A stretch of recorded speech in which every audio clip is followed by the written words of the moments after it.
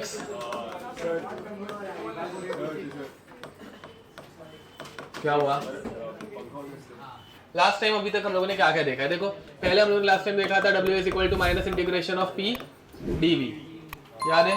फिर बाद में इसमें हम लोगों ने दो कंडीशन देखी थी, एट कांस्टेंट प्रेशर, प्रेशर बाहर निकल जाता है तो V1 to V2 bye the वे, तो इंटीग्रेशन के प्रेशर बाहर निकल जाता है। ए तुम लोगों को डायरेक्ट भगा दूंगा अबे, उसके मार्क्स बढ़े कि नहीं बढ़े उससे तुम लोगों को क्या मतलब है अबे? देखो ध्यान दो यहाँ पे। अब तो W is equal to minus P V2 minus V1, ये याद है, या फिर माइनस P डेल्टा V, ठीक है। एंड सेकंड हम लोगों ने पढ़ा था at variable pressure, at variable pressure, variable pressure W is equal to at constant temperature भी, मतलब variable pressure and constant temperature, ठीक है। रिवर्सिबल वर्क डन होता है, जिसका फॉर्मूला आया था minus NRT ln of V2 by V1, ठीक है, और एल्स हाँ minus NRT ln P1 by P2। ln को अगर तुम लोगों को लॉग में कन्वर्ट करना है, you will have two multiplied by 2.303 NRT log of V2 by V1 and minus 2.303 NRT log of P1 by P2, ये याद है? उसके बाद हम लोगों ने ग्राफ के क्वेश्चंस देखे थे, हम लोगों ने work done at constant temperature, pressure, volume सब कुछ देख लिया मेरे ख्याल से। At constant volume dV becomes 0, work done becomes 0, याद है ना? Okay next. अब उसके बाद हम लोगों ने देखा था ग्राफ के क्वेश्चंस कुछ, ठीक है। अब यहाँ पे तुम लोगों को ऐसा P वर्सेस V का ग्राफ दिया रहेगा, ठीक है, कुछ वैल्यूज दी रहेंगी, एंड अगर ऐसा ग्राफ रहेगा volume is constant, work done is 0। फिर बाद में यहाँ पे P वर्सेस V, ठीक है, ऐसा ग्राफ रहेगा समझ लो, ठीक है। तो हाँ एरिया अंडर द कर्व, याद है ना बे? पक्का? ओके, तो एरिया अंडर द कर्व निकालने आता होगा तुम लोगों को। ओके, अब यहाँ पे वर्क डन इज पॉजिटिव और नेगेटिव, वॉल्यूम बढ़ रहा है कि कम हो रहा है? वॉल्यूम अगर बढ़ रहा होगा तो वर्क डन इज नेगेटिव, ठीक है। ओके, एक्सपांशन में नेगेटिव, कॉम्प्रेशन में पॉजिटिव। बढ़ रहा है ना भाई, पिस्टन को वो गैस उठा रही है, work is done by the gas, by the gas मतलब वर्क डन इज नेगेटिव, ठीक है। और अगर उल्टा रहता तो पॉजिटिव। उसके बाद हम लोगों ने देखा था साइक्लिक प्रोसेस, साइक्लिक प्रोसेस में ये ऐसे जा रहा है, पकड़ लो, ठीक है,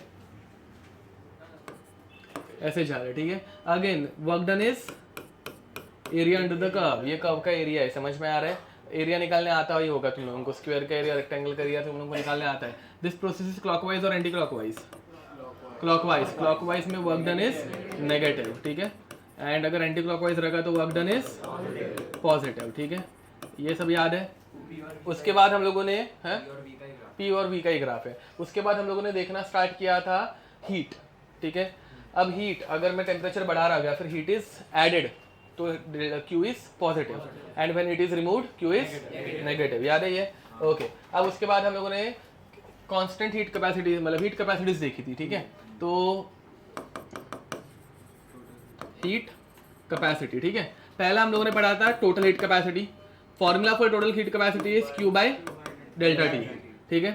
सेकंड हम लोगों ने पढ़ा था मोलार हीट कैपेसिटी, ठीक है, which is S, sorry molar नहीं, क्या बोलते हैं उसको, specific heat capacity which is S, ठीक है। पर ग्राम रहता है ना वो, तो पर ग्राम रहेगा तो Q बाय हाँ M डेल्टा T, मास से डिवाइड कर देने का तो पर ग्राम मिलता है, ठीक है। And what is the relationship between S and T, मतलब CT, हाँ तो which is nothing but CT by M, समझा? ओके, या फिर CT is equal to S into M, okay. And third हम लोगों ने पढ़ा था CN, molar heat capacity which is Q by N delta T, समझ में आ रहा है? Which can be written as CT by N। तो फाइनली हम लोगों ने लिखा था कि CT is equal to M times S which is equal to N times CN, याद है ये सब? फिर बाद में हम लोगों ने इन सब के ऊपर से Q के फॉर्मूलाज भी निकाले थे, ठीक है। Q का एक फॉर्मूला हो सकता है Q is equal to CT times delta T, या फिर दूसरा हो सकता है MS डेल्टा T, जो तुम लोग फिजिक्स में यूज करते हो, and Q is equal to NCN delta T। इधर तो कोई दिक्कत?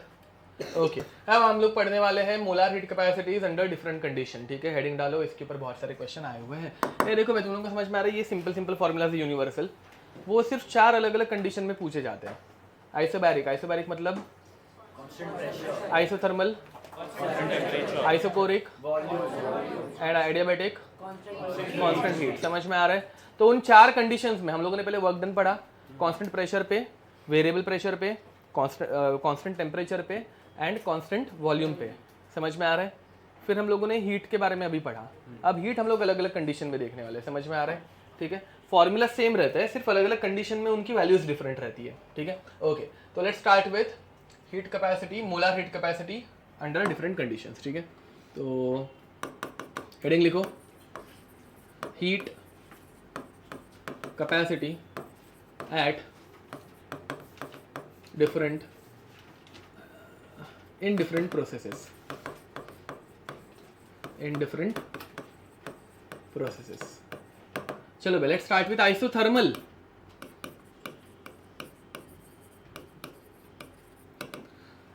isothermal मतलब constant temperature। ठीक है, ओके, constant temperature। ठीक है, constant temperature मतलब delta T is equal to 0 या फिर D T is equal to 0। समझ में आ रहा है? ये देखो भाई, तुम लोगों का Q का फॉर्मूला क्या है? Q या फिर चलो सी टी का फॉर्मूला क्या है? C T is equal to C T नहीं, sorry, C N is equal to Q by N delta T. समझ में आ रहा है? सी एन का दूसरा फॉर्मूला भी आ सकता है Q upon N D T. A delta T मतलब for a big change, D T मतलब फॉर अ स्मॉल चेंज। वो देख के तुम लोग मतलब कंफ्यूज नहीं होंगे ना बे? ओके, तो यहाँ से हमारे Q के भी 2 फॉर्मूला था, Q is equal to N C N delta T या फिर D Q is equal to N C N D T. समझा? ओके, अब यहाँ पे बताओ जरा, what is the value of C N? Infinity. समझ में आ रहा है? बराबर ना बे? तो Q अपॉन 0 विच इज, इसको प्रैक्टिकली कैसे एक्सप्लेन करोगे? चलो मैं बताता हूँ। पहली बात, what is the definition of C N? Heat required to increase temperature by 1 degree Celsius, but this process is isothermal. मतलब इसमें टेम्परेचर कभी चेंज हो ही नहीं सकता। मतलब साला हीट करे जा रहे, टेम्परेचर बढ़ रहा है क्या? और हीट दे रहे, बढ़ रहा है क्या? इनफाइनाइट हीट दे दी, बढ़ेगा क्या? तो हेंस हीट कैपेसिटी इज, ये प्रैक्टिकली समझा कैसे होता है? पक्का? ओके, मीनिंग समझा ना इसका? ओके, लिख दो। इसके ऊपर क्वेश्चन है, बोलो। केमिस्ट्री पढ़ रहे हैं ना भाई? केमिस्ट्री में मास में इंपॉर्टेंट है कि मोल? Molar heat capacity. अभी से सब सीएन ही, हाँ, पूरे चैप्टर में सीएन ही है। एक हाथ 2 बार स्पेसिफिक के ऊपर भी क्वेश्चन आए हुए हैं, तो ऐसा मतलब कभी आएगा ही नहीं ऐसा नहीं, बट वो स्पेसिफिक ज़्यादा करके फिजिक्स में आता है। फिजिक्स में उसके ऊपर तुम लोग क्वेश्चन करोगे ही, मैं भी 2-3 क्वेश्चन कराऊंगा, डोंट वरी। ठीक है, ओके, डन। अब इसके ऊपर जेई में आया हुआ क्वेश्चन देखो पे क्या आया था। Question was find molar heat capacity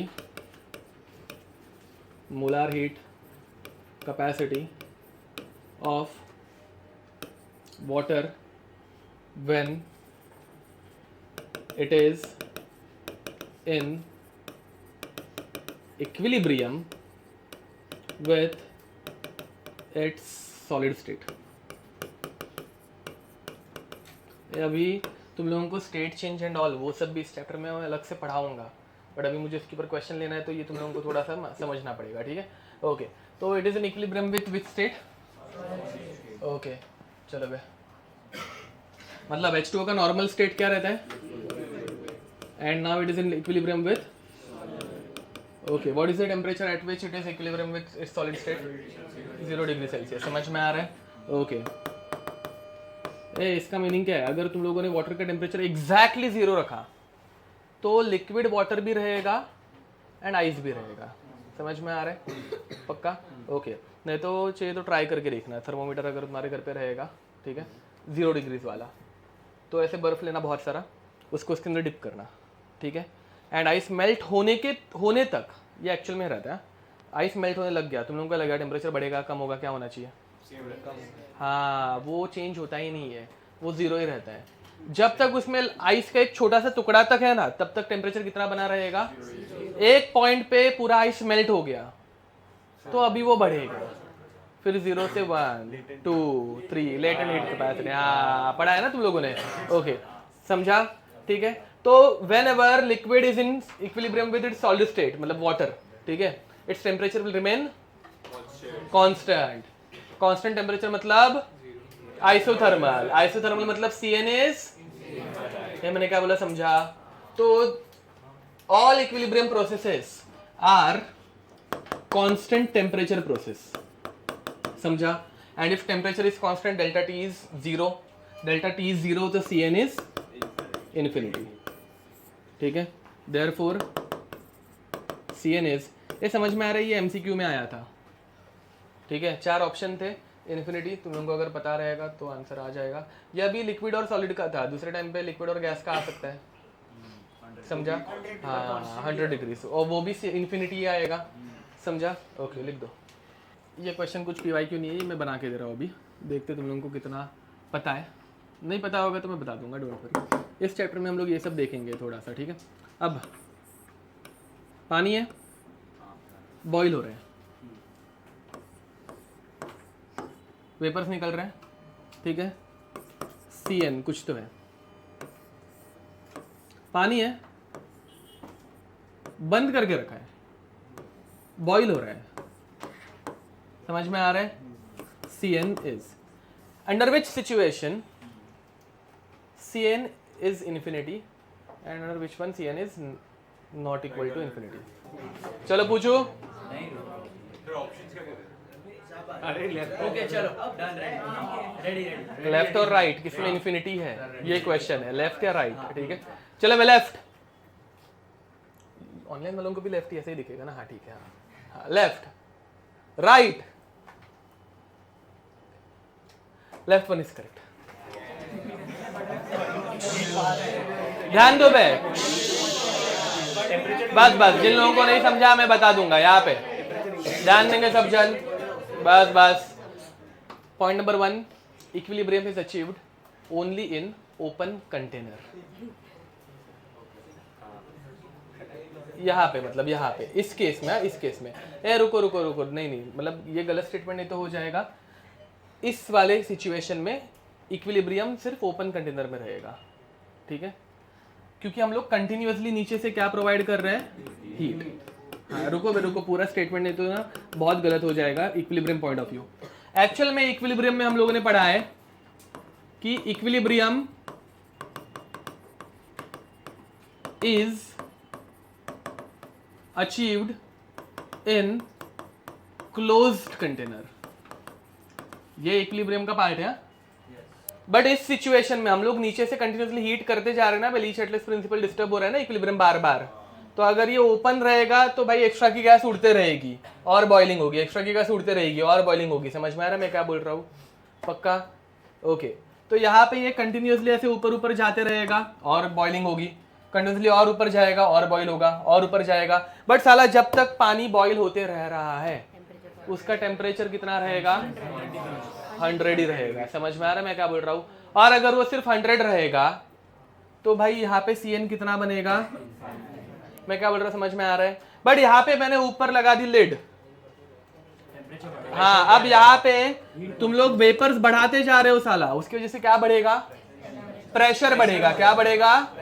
and pressure is directly proportional to, तो साला उसकी वजह से टेम्परेचर भी और बढ़ेगा। ये प्रेशर कुकर का अपना सिद्धांत है, ठीक है? तो प्रेशर कुकर में खाना जल्दी पकता है ना बे? क्यों पकता है?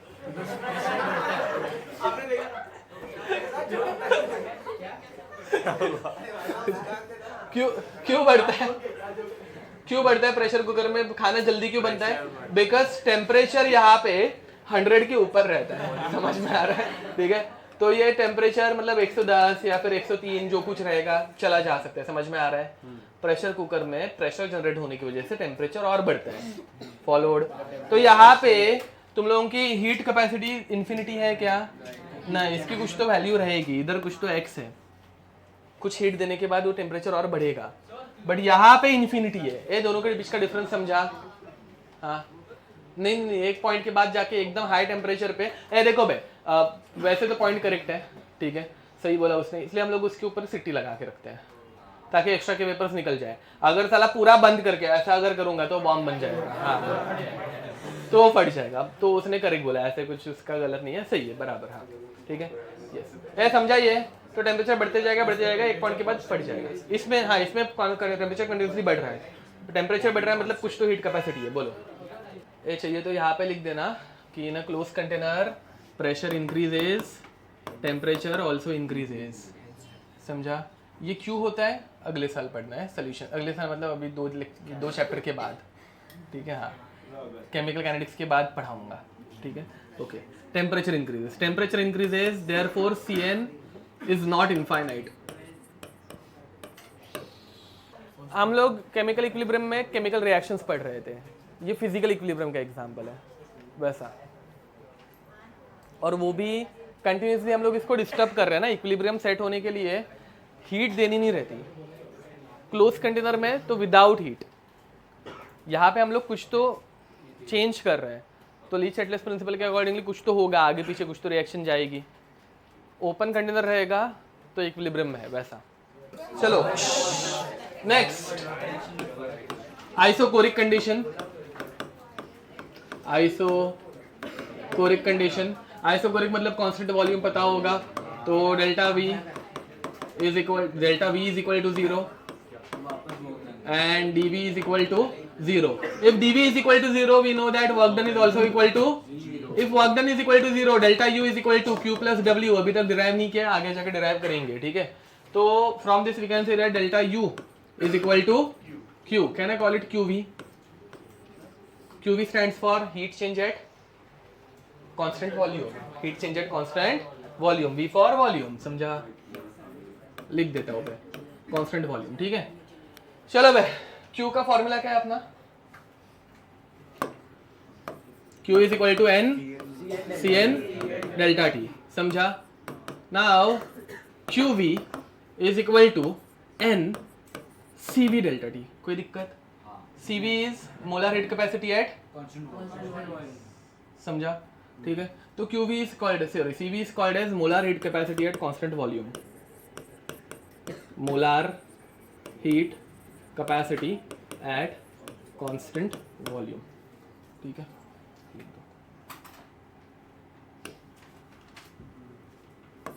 ये हो गया हमारा QV का formula. And delta U is equal to QV, तो डेल्टा U का भी फॉर्मूला क्या बनेगा बे? NCV delta T। ये हम लोगों का डेल्टा U का यूनिवर्सल फॉर्मूला था, याद है क्या?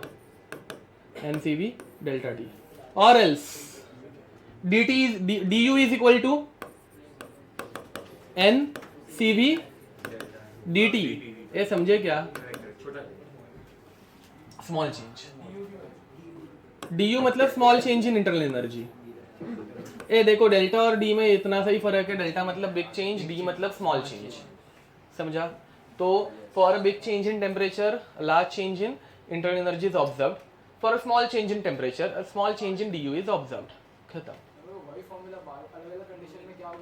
बस। हाँ, अरे तो उसके ऊपर ही क्वेश्चन आते हैं और वो सॉल्व नहीं हो पाते फिर। मतलब एक बार अगर तुम्हारे पास नोट्स में रहेंगे, बाद में सॉल्व नहीं होते, मेरे ऊपर इल्जाम नहीं आएगा ना वैसे। Isobaric condition, which is constant pressure condition, and if pressure is constant, delta P is constant, मतलब delta P is 0, dP is 0, and nothing else is 0।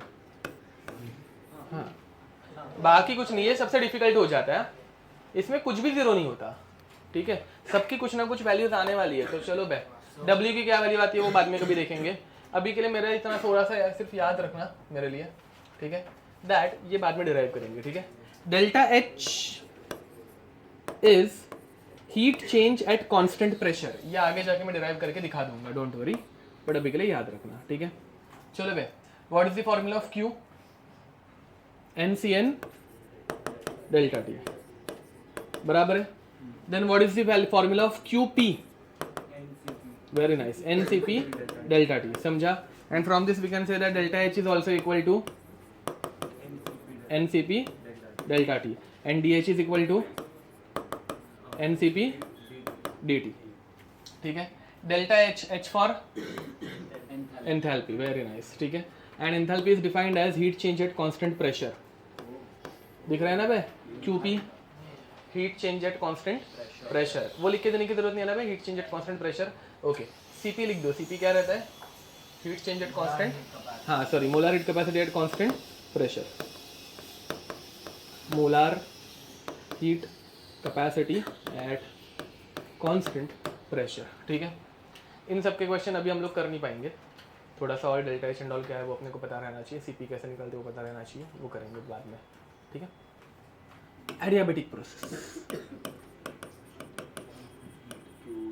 हाँ चलो भाई अपना खुद का थोड़ा सा दिमाग लगाओ। And what is the value of molar heat capacity over here, बताओ। ये खुद से करो, एडियाबेटिक कांस्टेंट हीट, हाँ वेरी नाइस, हो गया, ठीक है। हाँ ये ऐसी कंडीशन से एग्जाम में कर पाओगे ना, हाँ मतलब मैं सारी एक बार पढ़ा तो दूंगा ही, बट स्टिल। तो over here heat is constant, constant heat, Q is equal to 0 और dQ इज इक्वल टू 0, ठीक है।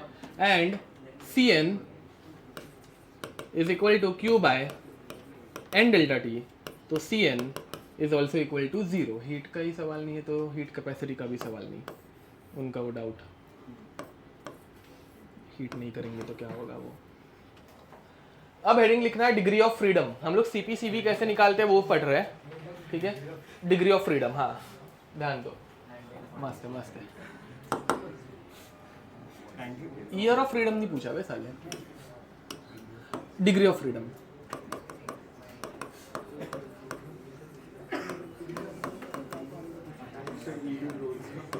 ठीक है।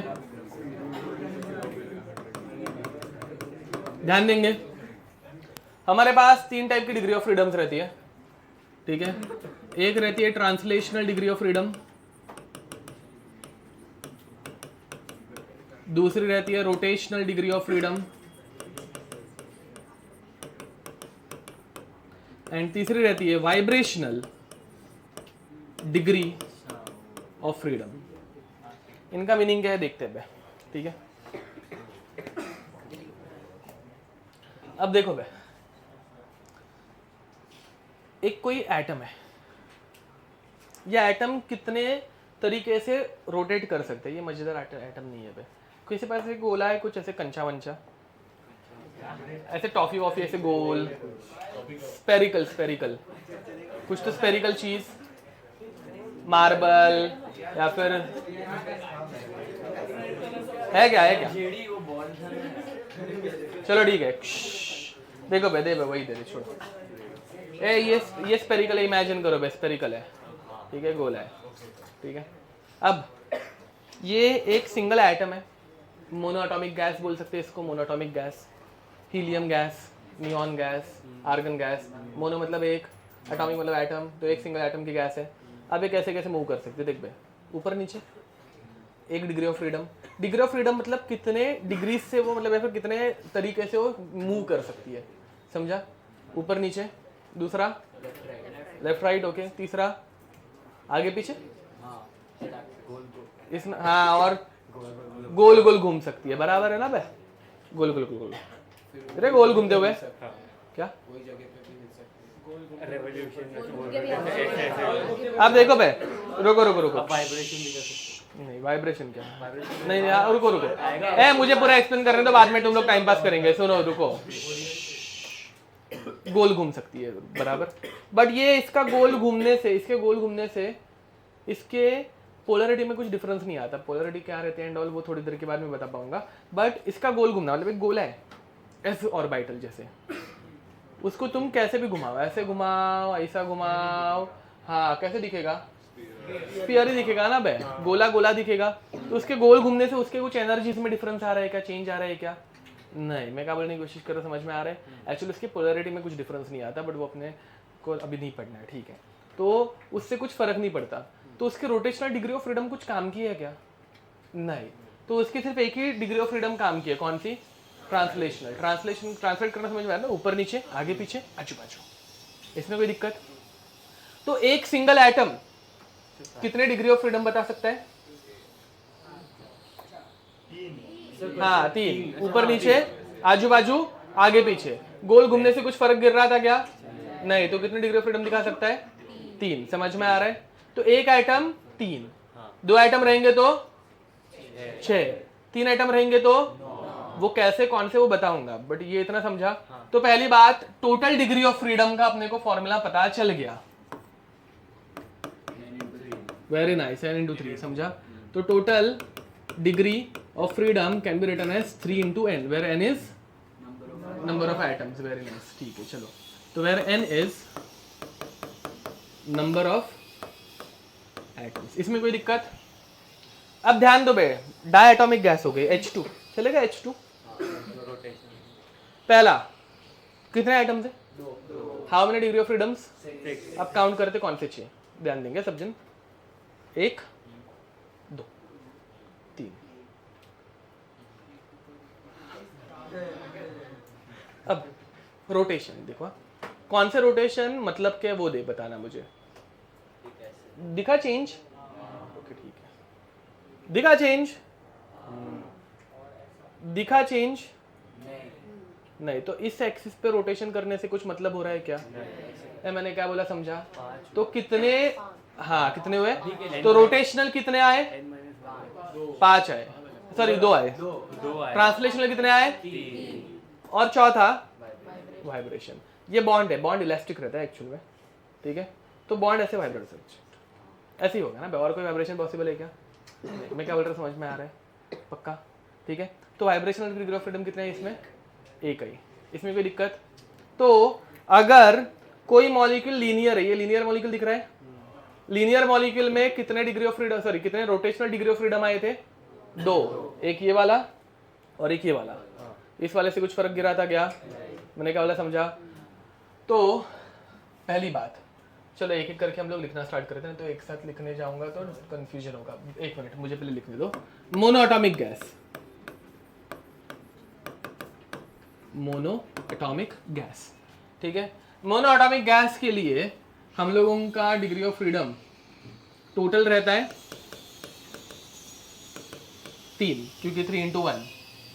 ट्रांसलेशनल रहता है 3, तो रोटेशनल बनेंगे 0, वाइब्रेशनल बनेंगे 0 ना बे। 3 टोटल है, उसमें से सारे के सारे अपने ये हो गए, क्या बोलते हैं उसको, रोटेशनल ट्रांसलेशनल हो गए।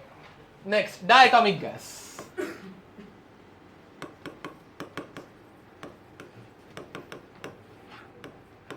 डायटोमिक गैस, ठीक है? Now in case of diatomic gas, total कितना होगा? 3 into 2, 2 एटम्स आर देयर, समझा? Which is 6। 6 में ट्रांसलेशनल कितना हुआ डायटोमिक के लिए? 3 हुआ। रोटेशनल कितने आए? 2 आए। तो वाइब्रेशनल कितना होगा? 1 होगा, समझा? ठीक है? तो ट्रांसलेशनल और रोटेशनल के बाद जो बच जाता है वो क्या बनता है? वाइब्रेशनल। इसमें कोई दिक्कत? अब देखो बे, ये डायटोमिक के बदले मैं डायरेक्ट बोल दूं linear, for linear molecule, for linear molecule rotational degree of freedom is equal to, देखो भाई, एक आइटम, दूसरा आइटम, तीसरा आइटम। रोटेशनल दिखा 1, रोटेशन दिखा 2, रोटेशन दिख रहा है? तो इसमें और भी ऐड कर दूं साला, इस एक्सिस पे जो भी रोटेशन होगा कभी दिखेगा क्या? तो लीनियर में हमेशा रोटेशनल डिग्री ऑफ फ्रीडम कितने रहेंगे? 2 रहेंगे। कितने रहेंगे? 2 रहेंगे। समझ में आ रहा है? Is always equal to 2। For linear molecule vibrational degree of freedom, sorry vibrational, sorry translational degree of freedom ना बे, इज ऑलवेज 3, क्योंकि साला लीनियर मॉलिक्यूल बढ़ भी गया, ऐसा भी हो गया, 1 2 3 ऐसे ही होगा ना बे, वाइब्रेशन बढ़ सकता है। हाँ, बट जो बाकी बचेंगे वो क्या बनेंगे? तो vibrational degree of freedom is, total कितने थे? 3n थे। नहीं, हम लोग जनरलाइज्ड बोल रहे हैं, कोई भी मॉलिक्यूल, 2 एटम वाला, 3 एटम वाला, 5 एटम वाला, कोई भी। हाँ, 3n माइनस, पक्का समझा? लिख दो सब जनरलाइज हाँ, किसी भी लीनियर गैस के लिए। तो कोई भी दूसरे एक लीनियर गैसेस का एग्जांपल अगर मैं बताने जाऊँ, हाँ, तो लीनियर गैसेस का अगर मैं एग्जांपल बताने जाऊँ तो एक तो N2, H2, O2, CO2, HC, triple bond CH। अभी तक तुम लोगों को CO2 भी मेरे ख्याल से पढ़ाया नहीं है, जिस हिसाब से तुम लोग मुझे देख रहे हो। CO2, ठीक है। केमिकल बॉन्डिंग में ये सब हो जाएगा। तो ये सारे के सारे मॉलिक्यूल्स क्या रहते हैं? लीनियर रहते हैं, ठीक है। लिख दो, बोलो। रोटेशनल डायटोम के लिए 2 कैसे हुआ? मतलब एक ये समझा, ये कि और वो नहीं होती। हाँ, इसमें कुछ चेंज आ रहा है क्या? ऐसे ऐसे जब मॉलिक्यूल घूम रहा है तुमको इसमें कुछ चेंज दिख रहा है क्या? इसमें पोलैरिटी एंड ऑल कुछ चेंज नहीं हो पाती। ये देखो पोलैरिटी का मीनिंग क्या बाय द वे। हाँ, let's assume this is the molecule of HCl, H+ Cl-, घूम गया, प्लस इधर आया माइनस इधर आया, पोलैरिटी में डिफरेंस आया। H+ Cl-, घूम गया, पोलैरिटी में डिफरेंस आया। पोलर मॉलिक्यूल समझ में आता है ना? पोलर पता है ना क्या रहता है? पोलैरिटी में डिफरेंस आया। H+ Cl-, घूम गया, फर्क आया, एनर्जी इज नॉट चेंज्ड, वैसा रहता है, ठीक है। ओके, इतना डीप में अपने को जाना नहीं है, अपने को सिर्फ डिग्री ऑफ फ्रीडम निकालने आने चाहिए, फॉर्मूला। हाँ, क्या ये अपने को इसके ऊपर तो क्वेश्चन आने ही वाला है। अपने को CP और CV चाहिए, वो तो एंड में रटने ही है, ठीक है। वो किधर, ये थोड़ी ना एग्जाम में करते बैठोगे, बट किधर से आया वो पता रहने के लिए, काइंड ऑफ। अब आगे बढ़े। फॉर नॉन लीनियर मॉलिक्यूल्स, ठीक है, for non linear molecules, non linear molecules like water, H2O, ठीक है, एंगुलर। हाँ, वाटर कैसे रहता है? ऐसे एक O बीच में रहता है, बाजू में 2 H रहते हैं, पता है? ओके, दे पे मेरे को एक मॉलिक्यूल, थैंक यू। देखो, water linear non linear? Non linear. 1 2 3। अब देखो बे, दिखा? ओके, दिखा? अब बाद में ना हम लोग ये वाला ना दिख नहीं रहा था अपने को, अब इधर से ऐसे ही दिखा। ये समझा ना? यही रोटेशन हो रहा है, बाद में जो ऐसे हो रहा था वो अभी इसमें ऐसा होगा, दिख रहा है? How many rotational degree of freedoms? तो for non linear molecule how many rotational degree of freedoms are there? 3। How many translational degree of freedoms are there? How many vibrational degree of freedoms are there? समझा? So for non-linear molecule, total is 3n, translational is 3, rotational is 3, vibrational is 3n - 6, ठीक है। कोई दिक्कत? अब water में vibration देखो पे कैसे होते हैं दोनों। Thank you. अब चलो भाई, water is how many atomic gas? 3 atomic, try atomic दिख रहा है? ओके, अब ये ट्राई एटॉमिक गैस है, इसमें कैसे होता है देखो, 1 2 3, कितने ट्रांसलेशनल, कितने रोटेशनल, वो दिखा रही है, कितने वाइब्रेशनल, 3। अब वाइब्रेशन देखो पे कैसे होते हैं। एक रहता है सिमेट्रिकल वाइब्रेशन, ठीक है, दोनों बॉन्ड्स बढ़ेंगे इक्वली, कॉन्ट्रैक्ट होंगे इक्वली, समझा? किसी क्या बोलने का? Symmetrical vibration. एक दूसरा होता है एसिमेट्रिकल, टक टक टक टक टक टक टक, हाँ ऐसे होता है, समझ में आ रहा है? ठीक है, तो एक बड़ा तो एक कम होता है, एक बड़ा एक कम होता है, ये क्या बनेगा? और एक रहता है सीजरिंग, हाँ दिख रहा है? तो अंदर बाहर, समझा? तो सीजरिंग तीसरे टाइप का वाइब्रेशन, समझ में आ रहा है? वैसे और बहुत सारे रहते हैं, एक वैगिंग रहता है, ऐसा भी हो सकता है, इसमें एनर्जी ज़्यादा रहती है, लगती है, तो वाटर ये नहीं कर पाता, वाटर के पास 3 ही है, लोएस्ट एनर्जी वाले करेगा, ये नहीं करेगा, समझ में आ रहा है? इसमें ऑब्वियसली ना, इसमें ज़्यादा एनर्जी लगेगी, समझ में आ रहा है ना? ये थोड़ा सा ठीक ठाक है, फिर भी इसमें बहुत पूरे बॉन्ड एक आउट ऑफ प्लेन जा रहे हैं, समझा? और एक रॉकिंग भी रहता है ऐसा, ठीक है, वो कोई और बॉन्ड रहेगा तो ही दिखता है, और कुछ नहीं। चलो ठीक है, समझे क्या? रॉकिंग बोल्टा और कम एनर्जी लगी है, दोनों एक साथ ऐसे से फैल रहा है दूसरे किसी बॉन्ड के साथ, अभी वो देखना पड़ेगा मेरे को, उतना याद नहीं आ रहा है, चलता है। अब ये इसमें कोई दिक्कत? तो अभी हम लोग डिग्री ऑफ फ्रीडम निकालना सीखेंगे क्वेश्चन के फॉर्म में, मतलब अलग अलग मॉलिक्यूल्स का। हाँ चलता है, गर्मी होती है, पानी आ रहा है, एक चमाट दूंगा ना बे, हाँ भीग जा थोड़ा सा, चलता है। तुम लोगों को क्या अभी तक गर्म हो रहा है? ए उधर कूलिंग हो रही है अभी उस एसी की? नहीं हो रही है? थोड़ा हो रहा था, वापस गर्म हो गया। ये पागल है क्या? कौन सी कुछ कूलिंग ही नहीं है उसकी। पहले हो रही थी, अब गर्म हो गया। हाँ पहले अच्छी खासी हो रही फ्लैप कंट्रोल नहीं होता आई गेस, तो इसलिए। थी। ये एसी हमसे पुराना है। हाँ, ये नहीं, ये उसकी,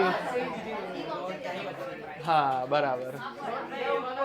चलो भाई सॉरी, अब सर ऊपर ही ले लो। हाँ खोल दो ना सर, ये चीज खोल दो। ओके।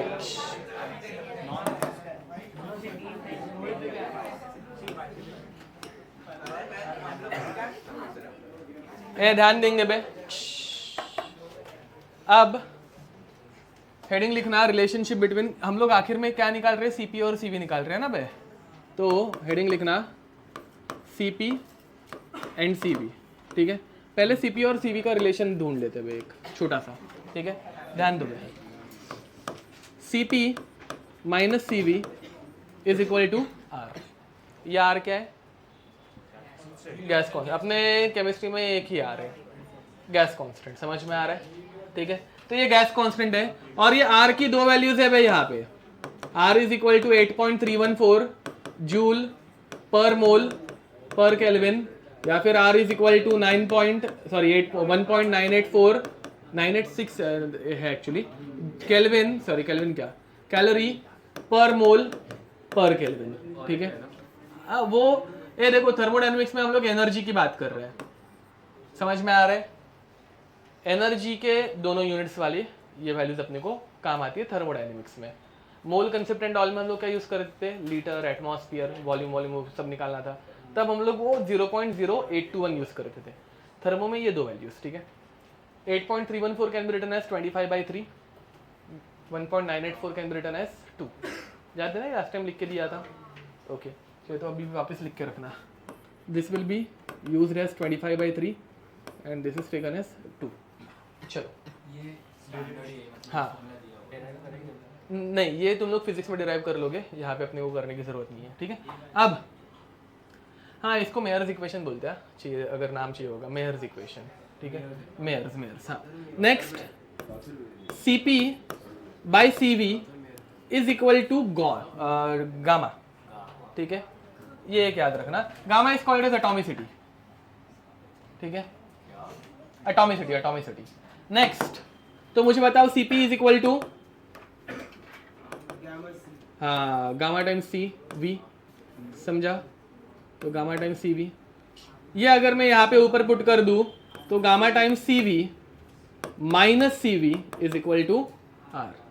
Cv को कॉमन निकाल लेते हैं, तो Cv gamma -1 is equal to R, तो Cv is equal to R bye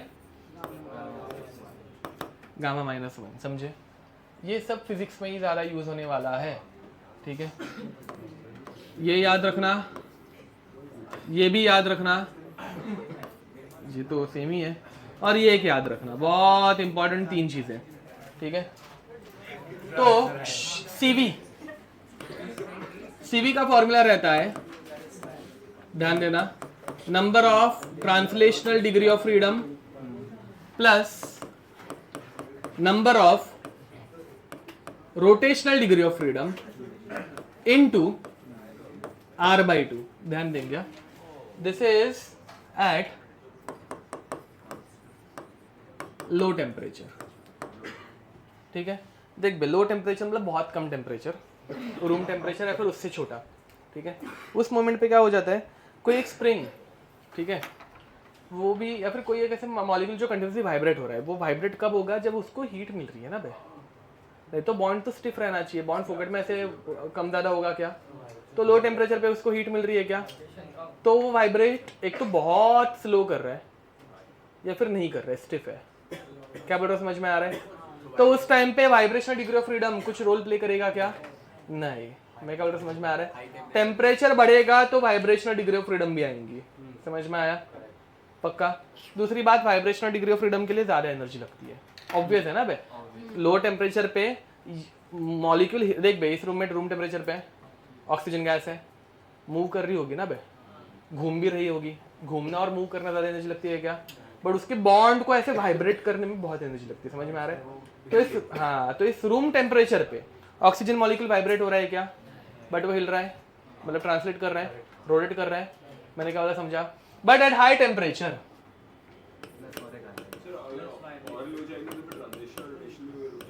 हाँ वो उधर एंट्रोपी जीरो, हाँ वो अपना थर्ड लॉ ऑफ थर्मोडायनेमिक्स है, बाद में पढ़ेंगे, यहाँ पे अभी देखो। हाँ उसके बाद ट्रांसलेशनल रुकेगा, सही बोला। तो translational plus rotational degree of freedom into R/2 plus vibrational degree of freedom into R, इसको पूरा R की एनर्जी लगती है, ठीक है? पूरे R की एनर्जी, मतलब हाँ हाई टेम्परेचर, तो इसको ज्यादा एनर्जी लगती है ना बे, तो हाई टेम्परेचर, ठीक बा? लिख दो। तो CV निकालने के लिए समझ में आया कि कैसे निकालने का? CP कैसे निकालोगे? First formula CP is equal to R plus CV, समझा? तो CV और हाँ आज तक सिर्फ है ना ये हाई टेम्परेचर वाला, ये दूसरी बात नहीं, छोड़ो उतना हम लोग डीप में नहीं जाते। बट एक बार सिर्फ क्वेश्चन आया था कि एट सम टेम्परेचर या ऐसे कुछ तो था, ठीक है, एट 400 डिग्री सेल्सियस ऐसे कुछ टेम्परेचर मेंशन किया था, कुछ तो था, वैल्यू ऑफ H2 मतलब value of CV for H2 is more than 3/2R, ऐसा कुछ तो था, ठीक है? जनरली 3/2R रहता है, but it is more than 3/2R, क्यों है? बिकॉज ऑफ हाई टेम्परेचर, समझ में आ रहा है? जनरली 3/2 आता है, बट यहाँ पे और ज्यादा हो गया, क्यों हो गया? हाई एनर्जी, समझा? 3/2 नहीं, एक्चुअली 5/2R, उससे ज्यादा 5/2, ठीक है? जो भी है, तो हाई टेम्परेचर की वजह से, इतना ही सिर्फ आंसर था, समझ में आ रहा है? इसके अलावा हाँ, इसके अलावा आज तक कभी क्वेश्चन आए नहीं है इसके ऊपर कुछ, ठीक है? हाई टेम्परेचर अपने को पढ़ना है क्या? नहीं, हम लोग यहाँ पे रूम टेम्परेचर वाला ही सब कुछ देखने वाले, ठीक है? चलो हाँ ये लिखना है, ये हो गया इधर तक लिख के, ओके? मॉलिक्यूल और एटम, उसका ट्रांसलेशनल डिग्री ऑफ फ्रीडम, इधर एक एक सिर्फ नंबर लिखना है। रोटेशनल डिग्री ऑफ फ्रीडम 1 2 3 उतना ही लिखना है, ठीक है? Rotational degree of freedom, vibrational degree of freedom, total degree of freedom लिखने की जरूरत नहीं है ना भाई, 3n उतना आ जाएगा ना, हाँ यस। उसका CV, उसका CP एंड उसका गावा, इसलिए मैंने बोला था छोटे छोटे कॉलम्स बनाना, 1 2 ऐसे नंबर्स ही लिखने हैं सिर्फ, समझा ना? ठीक है, okay. Now let's start with helium. क्या है भाई, कौन सा टाइप का है? मोनोएटॉमिक है, ठीक है? मोनोएटॉमिक एक है, total degree of freedom 3 into 1, translational degree of freedom 3, बाकी दोनों 0 0, समझा? CV का फॉर्मूला ट्रांसलेशनल प्लस रोटेशनल कितना हुआ? 3 into R/2, तो 3 R/2, समझा? CP का formula CV plus R, CV plus R करो, समझ में आ रहा है? तो 5 R/2, इन दोनों का रेशियो CP/CV, चलो लिख देते हैं, 5 R/2 प्लस 3 R/2, ये 2 2 कैंसिल आउट हो गया, R कैंसिल आउट हो गया, 5/3, आंसर क्या आएगा? 1.67।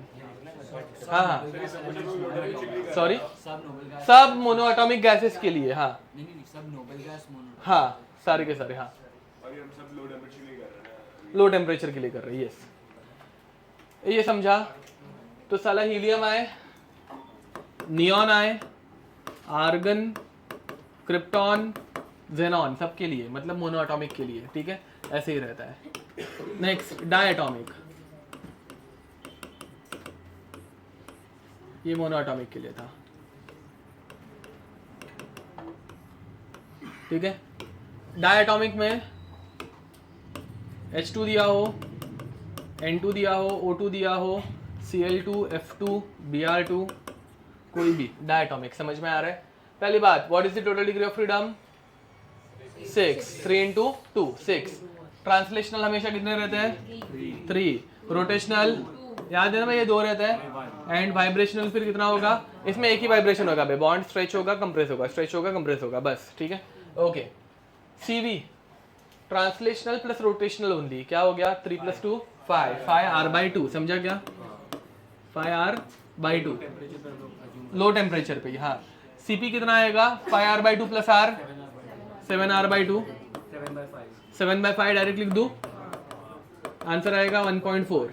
ये याद रखोगे तो अच्छी बात है, डायरेक्ट क्वेश्चन आ सकता है। What is the gamma for H2? Linear polyatomic gas, linear polyatomic gas, linear poly atomic gas, ठीक है। अब देखो बे, इसमें पहला एग्जांपल हम लोग कर रहे हैं CO2। अभी तुम लोगों को कौन सी गैस लीनियर रहती है, कौन सी नॉन लीनियर रहती है पता नहीं है, तो ठीक है, मैं स्ट्रक्चर बना के दिखा रहा हूँ। ये एक एग्जांपल हो गया, फॉर एग्जांपल CO2। पॉलीएटॉमिक समझ में आता है ना, मोर देन 2, ठीक है, okay. What is the total degree of freedom? 9, समझ में आ रहा है, ओके। अब how many translational are there, how many rotational are there? 2, हमेशा 2 है, लीनियर के लिए हमेशा 2। लीनियर में ये वाला कभी भी अपने को दिखेगा ही नहीं, समझ में आ रहा है, ठीक है। एंड वाइब्रेशनल 4, समझा कुछ? Okay. CV translational plus rotational into R/2, translational rotational कितना है? 5, तो क्या होगा? 5R/2, तो ये हो जाएगा 7R/2 एंड ये हो जाएगा 7/5 which is equal to 1.4। Constant ही रहेगा। मैं क्या बोल रहा हूँ, समझ में आ रहा है? गामा की वैल्यू, CP/CV की वैल्यू चेंज होती है क्या? मोनो एटॉमिक के लिए याद रखना, लीनियर के लिए याद रखना, याद ही रखनी है, ये एग्जाम में थोड़ी ना डिग्री ऑफ फ्रीडम निकालते बैठोगे, ठीक है, ओके। लीनियर पॉलीएटॉमिक में और एक एग्जांपल करते हैं, इस कंपाउंड का नाम एसिटिलीन, समझ में आ रहा है? Now in case of acetylene, how many translational degree of freedom are there? 3, हमेशा 3 ही रहते हैं, X axis, Y axis, Z axis, ठीक है। टोटल कितना इधर बाय द वे? 12, समझा? Total is 12। रोटेशनल इसमें हमेशा 2, 12 माइनस दीस 5, वाइब्रेशनल इज 7, है, समझा? इसमें क्योंकि दुनिया भर के बॉन्ड्स है बे, इनका बॉन्ड वाइब्रेट करेगा, इन दोनों का करेगा, हाँ, सिमेट्रिकल है, सिमेट्रिकल, बहुत सारे, समझ में आ रहा है क्या? हाँ, बैक की वैल्यूज कुछ चेंज होने वाली है क्या? Because it depends only on rotational and translational, तो ये हो जाएगा 5R/2 एंड ये भी हो जाएगा 7R/2, ये हो जाएगा 7/5 विच इज 1.4। ये समझ पा रहे हो? ओके। गलती से अगर डिग्री ऑफ फ्रीडम्स भी उन्होंने पूछा तो इसलिए मैं आराम से पढ़ा रहा हूँ वो सारी चीज़ें, ठीक है। नहीं तो ये टेबल बना के रटा सकते थे ना, मतलब 3R/2, 5R/2 और उसके बाद 3R आता है, खत्म। वो 3 वैल्यूज पढ़ा दी, तो तुम लोगों को सब में सिर्फ R ऐड करना है एंड फिर दोनों को डिवाइड करना है, ठीक है, okay. Next, non linear polyatomic gas, non linear poly atomic compound. चलो बे, लेट्स स्टार्ट विद H2O। बताओ total degree of freedom, total degree of freedom 9, translational, rotational, हाँ इसमें 3 एंड बाकी बची कितनी बे? वाइब्रेशनल भी 3, समझा? 3 3 3। CV is translational plus rotational into R/2, तो 6R/2 कितना आएगा?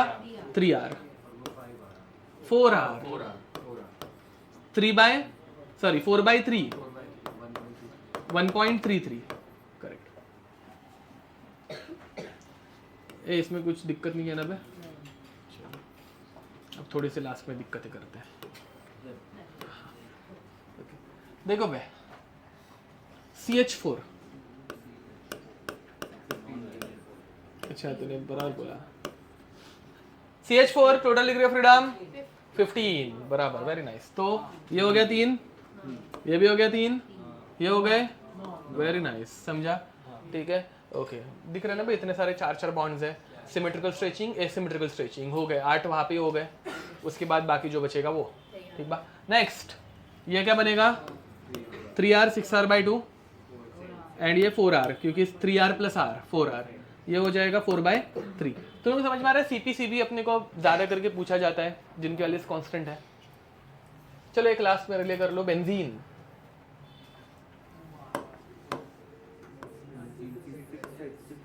अच्छा हाँ, बढ़िया। ऐसे आएगा तो 6 कार्बन सिर्फ मत काउंट करना, हाइड्रोजन भी काउंट करना इसमें। तो C6H6 करेक्ट है। 36 कर लो, फिर हो गया क्या बेंजीन C6H6 बेंजीन ना, C6H6 12 हो गए, 36 तो 3 30 या बाकी आ जाएगा ना 3r 4/3 ठीक है। चलो भाई समरी ओवरऑल इतने एग्जाम्पल में तुम लोग क्या क्या क्या बोल रहे हैं अबे हेमंत सर क्या बोलते हैं मुझे समझा नहीं। हेल्दी रिविजन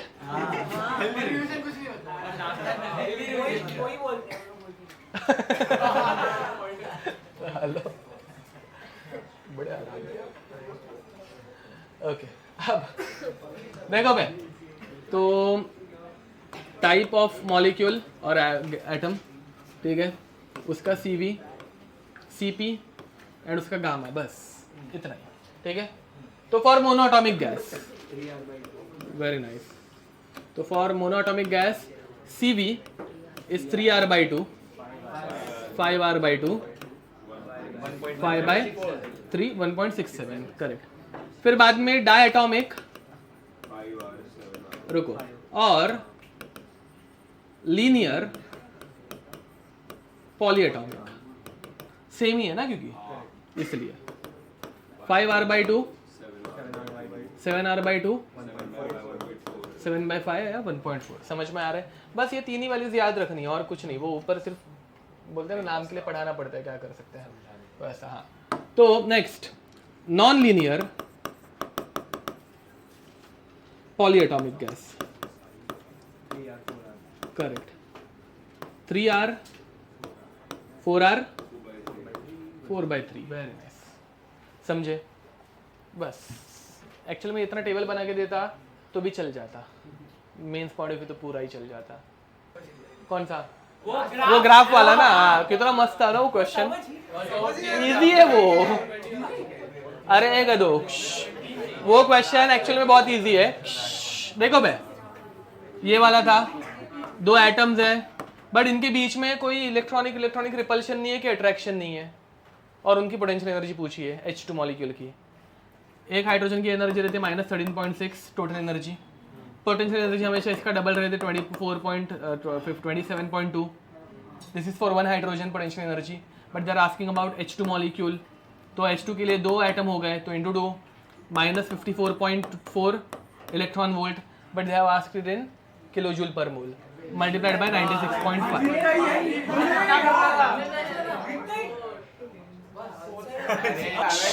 ए देखो बे, एवोगाड्रोस नंबर दिया था because 54.4 electron volt original method थी। ये ट्रिक थी बे 96.5 ओरिजिनल मेथड रहती है। इसको भाई पहले मल्टीप्लाई करो 1.6 × 10⁻⁻19 से, then multiplied by Avogadro's number, जो मैंने ट्रिक बना के पहले से करके रखा है। अब क्या कर सकते हैं, होता है।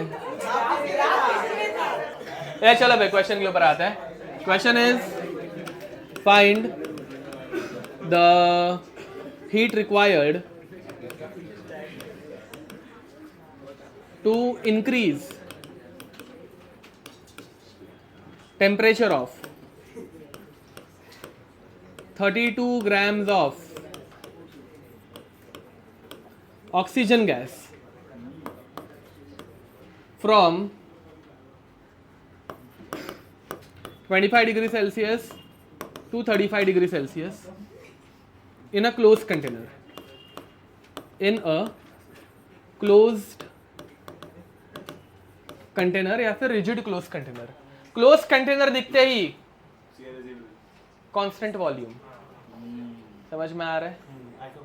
क्लोज कंटेनर दिखते ही कांस्टेंट वॉल्यूम, कांस्टेंट वॉल्यूम पे हमारा फॉर्मूला रहता है, ध्यान दो बे, मैं सॉल्व करके दिखा रहा हूँ, तुम लोगों को सॉल्व नहीं करना है। तुम लोगों का फॉर्मूला बन जाए, हीट पूछा है, समझ में आ रहा है? तो Q is equal to N CV delta T। Oxygen is a diatomic gas, for diatomic gas CV is equal to 5/2 R।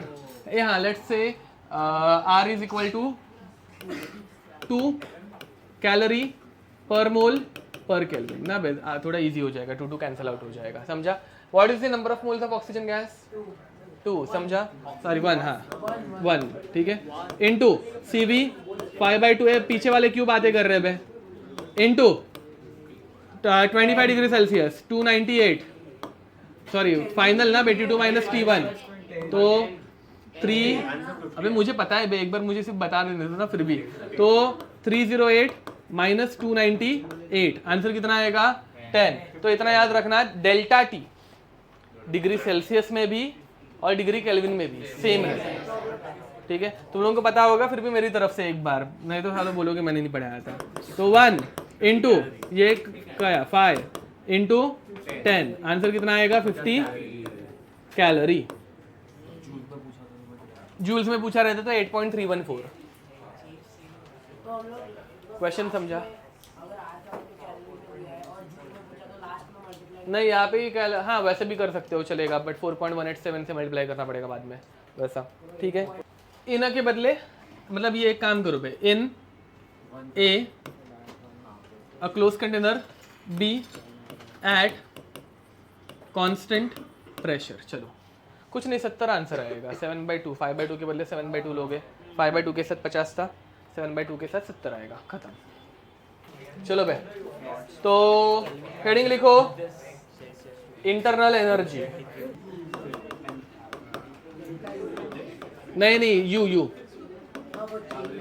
Internal energy U, इसमें लिखो it is the addition of, it is the summation of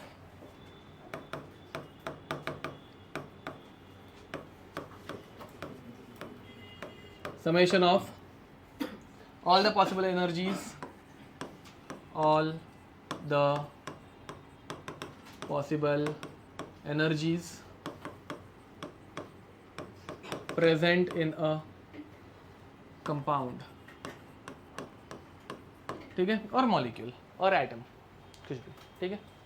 मतलब देखो भाई, internal energy is addition of, देखो molecule move कर रहा है तो it possess some translational energy, समझ में आ रहा है? मॉलिक्यूल रोटेट कर रहा है तो it possess some rotational energy, vibrate हो रहा है तो इट पॉसेस, मॉलिक्यूल के अंदर इलेक्ट्रॉन्स है, इलेक्ट्रॉन्स और प्रोटॉन के बीच में फोर्स ऑफ अट्रैक्शन है, इलेक्ट्रोस्टैटिक फोर्स ऑफ एनर्जी या फिर electrostatic energy, force of energy नहीं, गलत हो जाएगा, इलेक्ट्रोस्टैटिक एनर्जी, समझ में आ रहा है? पक्का? मॉलिक्यूल में न्यूक्लियस है, न्यूक्लियस खुद को पकड़ के रखता है, न्यूक्लियर एनर्जी, एंड साला मॉलिक्यूल फिर बाद में बड़ा हो जाएगा, उनके बीच में अट्रैक्शन आएंगे, एक मॉलिक्यूल दूसरे से अगर चिपक गया होगा तो उनके बीच का force of attraction, van der Waals force of attraction बराबर, ठीक है? या फिर डाइपोल डाइपोल इंटरेक्शन, ये सब दोनों के केमिकल बॉन्डिंग में होगा, डोंट वरी। फिर बाद में मॉलिक्यूल अगर लिक्विड में है और मूव कर रहा है तो उसके अंदर काइनेटिक एनर्जी है, गैस है, गैस मूव कर रही है तो उसके अंदर खुद की काइनेटिक एनर्जी है, फिर कुछ ना कुछ बहुत सारी चीज़ें, समझ में आ रहा है? ठीक है, तो ये सारी चीज़ें जब हम लोग ऐड करते हैं तो अपने को मिलती है इंटरनल एनर्जी, समझ में आ रहा है?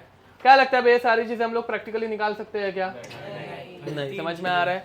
एक इंसान अपनी जिंदगी निकाल ले फिर भी एक मॉलिक्यूल की इंटरनल एनर्जी निकाल नहीं सकता, समझ में आ रहा है? Next line, it is impossible to find, देखा मैं? हाँ, हो गया, आपने बोल दिया नहीं हो सकता तो नहीं हो सकता। तो इसलिए हम लोग इंटरनल एनर्जी नहीं निकालते ना, हम लोग चेंज इन इंटरनल एनर्जी निकालते हैं। तो it is impossible to find exact value of internal energy, but it is possible to find, yes, but it is possible to find change in internal energy delta U. समझा? Heading change in internal energy.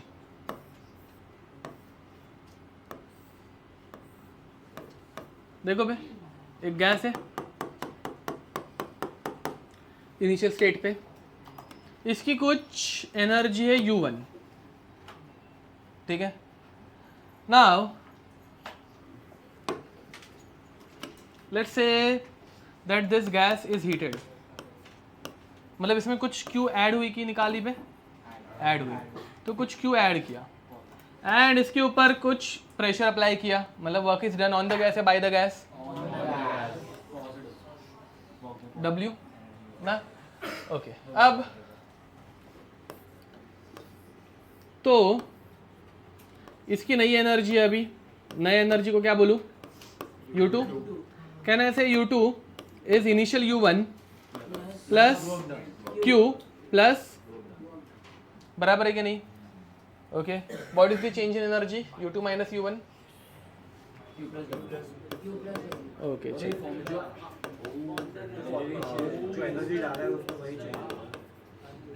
बराबर है, समझा. ये cut delta U is equal to, इसे बोलने का float पता है ना, नाम तो सुना होगा. यस,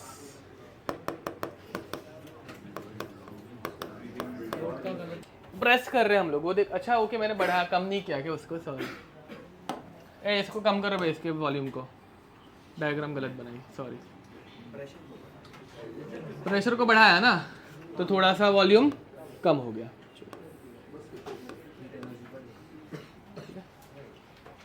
हाँ, bye the way, internal energy sometimes represented by symbol E, ठीक है, तो वो एक लिख देते हैं. तो डेल्टा U भी हो सकता है या फिर डेल्टा E भी हो सकता है, ठीक है. बहुत रेयरली बताते हैं डेल्टा E, ठीक है.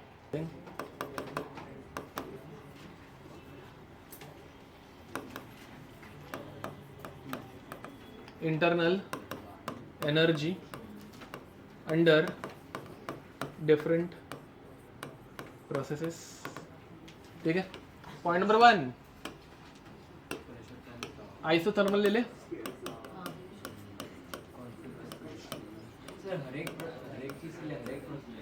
हाँ, कांस्टेंट टेम्परेचर बताओ बे. Delta U is equal to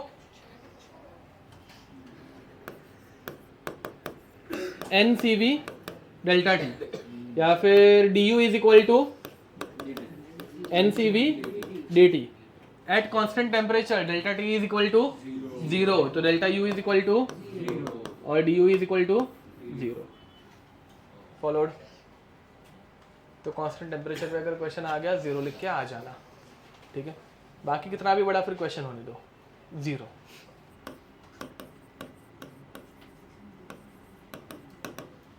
constant volume,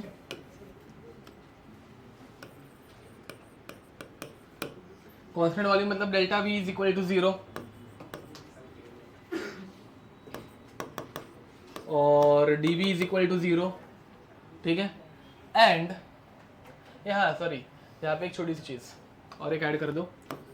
float delta U is equal to Q plus W, तो W is equal to minus Q या फिर Q is equal to minus W. ये relation दिखना रहेगा अपना, ठीक है. नेक्स्ट ये, तो यहाँ पे W क्या बनेगा बे, minus integration of P dV, limit extending from V1 to V2. dV is 0 तो W इज 0, समझे. अगर W 0 है,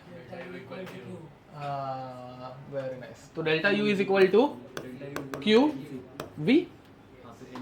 यस, डायरेक्ट लिख दो तो NCV डेल्टा T, क्योंकि अभी हम लोगों ने QV पूरा देख के हो चुका है.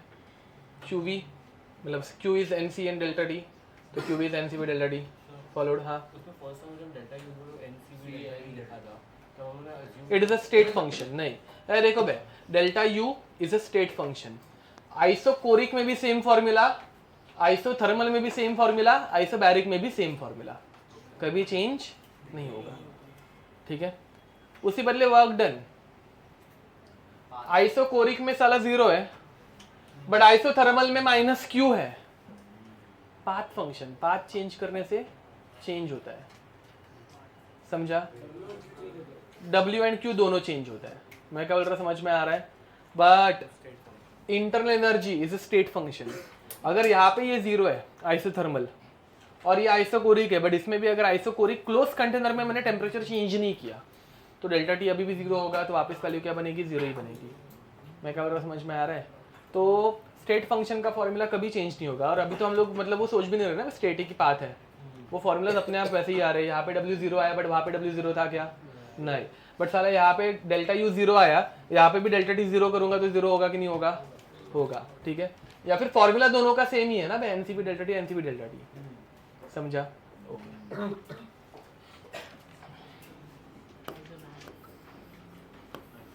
एडियाबेटिक कर ले, आइसोबैरिक कर लेते हैं। आइसोबैरिक जो रहता है ना, उसमें सारी वैल्यूज निकालनी पड़ती है, कोई 0 ही नहीं रहता, समझ में आ रहा है, ठीक है। तो आइसोबैरिक,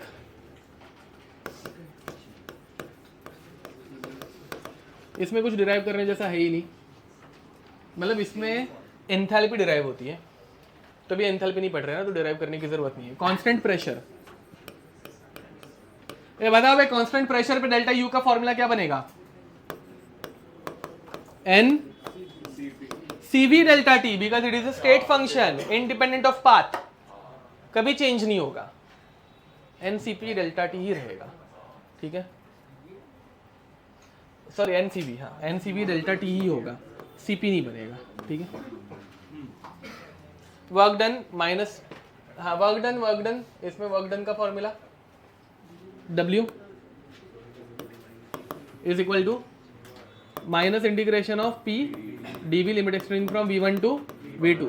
P बाहर आ जाएगा, integration of dV V2 minus V1, direct लिख दूं तो W is equal to minus P delta V। Q का फॉर्मूला बताओ भाई, Q at constant pressure NCP delta T। Q का ओरिजिनल फॉर्मूला क्या रहता है, NCN delta T, but constant pressure पे क्या बनेगा, NCP delta P, because it is a path function. यहाँ पे देखो, हाँ तो बार बार मैं जस्ट बता रहा हूँ क्योंकि रिवाइज होते रहे और कुछ नहीं, ठीक है। ये अब भी थोड़ी देर पहले हीट किया था, नहीं होगा क्योंकि it is a state function. Delta U isochoric में जो है वही आइसोबैरिक में और वही आइसोथर्मल में, किधर भी फॉर्मूला चेंज नहीं कर रहा हूँ मैं, यूनिवर्सल या फिर state function independent of path. But Q के फॉर्मूलाज अपने आप चेंज होते ही जाते हैं।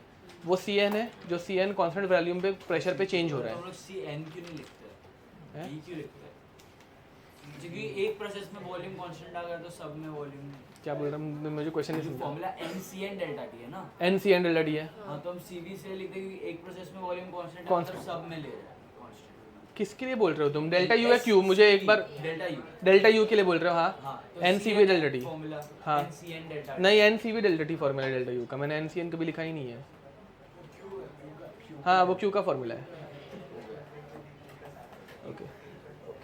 अब तो ये यहाँ पे QP एंड W, ठीक है। एंड अपना एक फॉर्मूला तो हमेशा रहने ही वाला है, delta U is equal to Q plus W, वो कभी चेंज नहीं होगा, समझ में आ रहा है। तो इन दोनों के एडिशन करके जो आंसर आएगा वही आंसर इससे भी आने ही वाला है, कभी नहीं चेंज होगा, यस, ठीक है। लास्ट आइसो, सॉरी आइसो नहीं, एडियाबैटिक, यस। तो fourth one is adiabatic. Adiabatic is constant heat, तो constant heat, yes constant heat, तो Q इज इक्वल टू 0 या फिर DQ इज इक्वल टू 0, थोड़ा भी चेंज नहीं होता, समझ में आ रहा है। Delta U is equal to W, very nice, which is equal to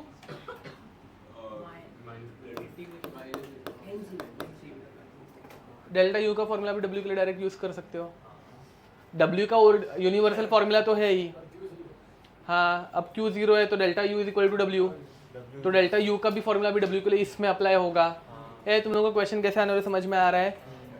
in under adiabatic condition which of the following is the correct expression for W। तो एडियाबेटिक में only in adiabatic condition W is equal to NCP delta T, बाकी किसी में भी होगा क्या? Follow कर पा रहे हो?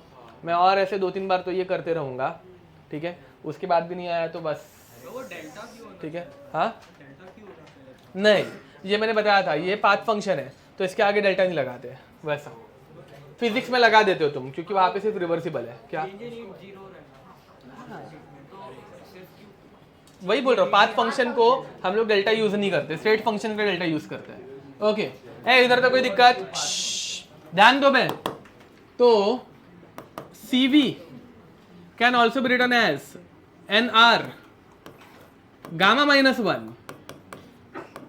T2 - T1, अब B लिखा था, तो ये भी एक्सप्रेशन एडियाबेटिक कंडीशन में W के लिए करेक्ट है, ठीक है। समझा? हाँ वैसा आ सकता है। ये कल हुआ है ना रे, कल ही पेपर हुआ है तुम लोगों का। MSQ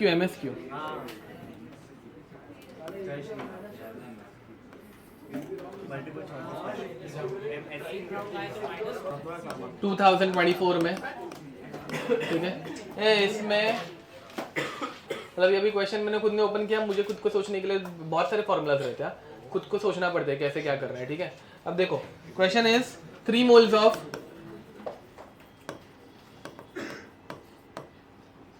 एन आइडियल गैस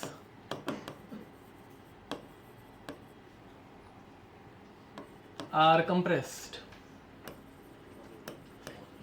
चलो आर क्यों लिखा है क्या पता, are compressed isothermally from 60 liters to 20 liters using constant pressure है,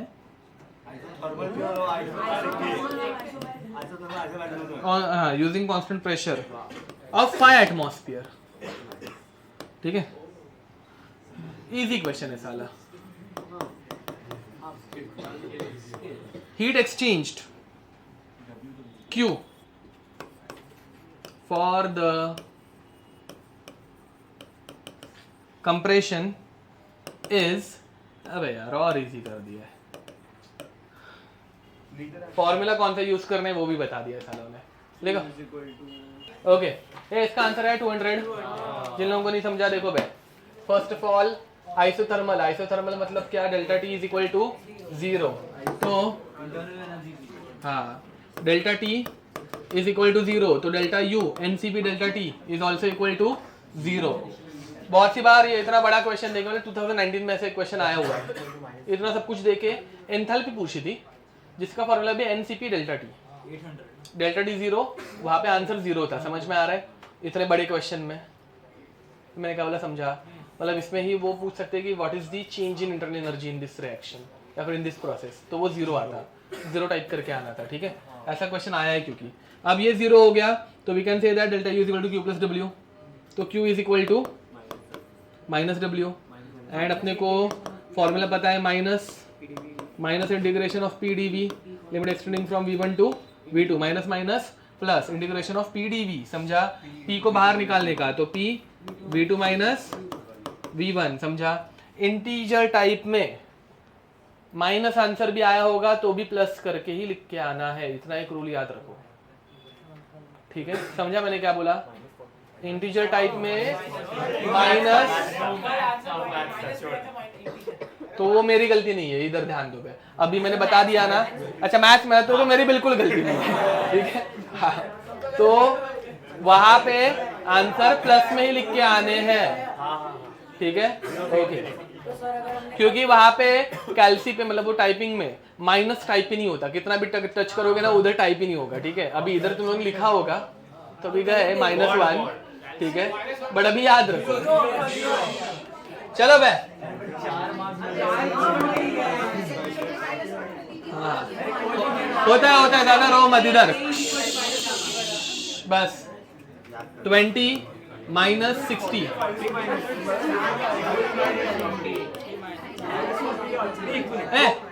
रुको बे, कंप्रेशन हो रहा है ना, तो पॉजिटिव मॉड लगा तो 20 - 60 क्या पका रहे हो तुम लोग बे? तो नेगेटिव कंप्रेशन में work done is positive and यहाँ पे हम लोग हीट ढूंढ रहे हैं जो कि माइनस ऑफ वर्क डन है, तो it will become negative. Negative answer आएगा। गलत मत मुझे बताओ। 5 हाँ ठीक है, मैं तुम्हारा आंसर गलत नहीं बोल रहा हूँ सालो, बट यहाँ पे जो आंसर आएगा वो -200 लीटर एटमॉस्फेयर। चलो अच्छा हुआ, तो यहाँ पे अभी मैंने +200 ही डाला था। देख लो भाई किधर गया वो क्वेश्चन साला। हाँ मिल गया, हाँ वही तो, इससे तो बता रहा हूँ। तो इधर 200 चेक आंसर करेक्ट, माइनस लिखने की जरूरत नहीं है, नीचे आंसर -200। समझा मैंने क्या बोला? तो इंटीजर टाइप में आंसर प्लस में आए माइनस में आए, तुम लोगों को सिर्फ आंसर लिख के आना है, नंबर लिख के आना है, प्लस माइनस नहीं, ठीक है? माइनस में कैसे आएगा? फाइनल माइनस इनिशियल, 20 फाइनल था, इनिशियल 60 था, 20 - 60 - 40। आंसर तो अंदर 200 प्लस। अरे तो मैं वही बोल रहा हूँ, सिर्फ नंबर लिखने रहता है, नंबर, साइन नहीं लिखनी रहती वैसा। Okay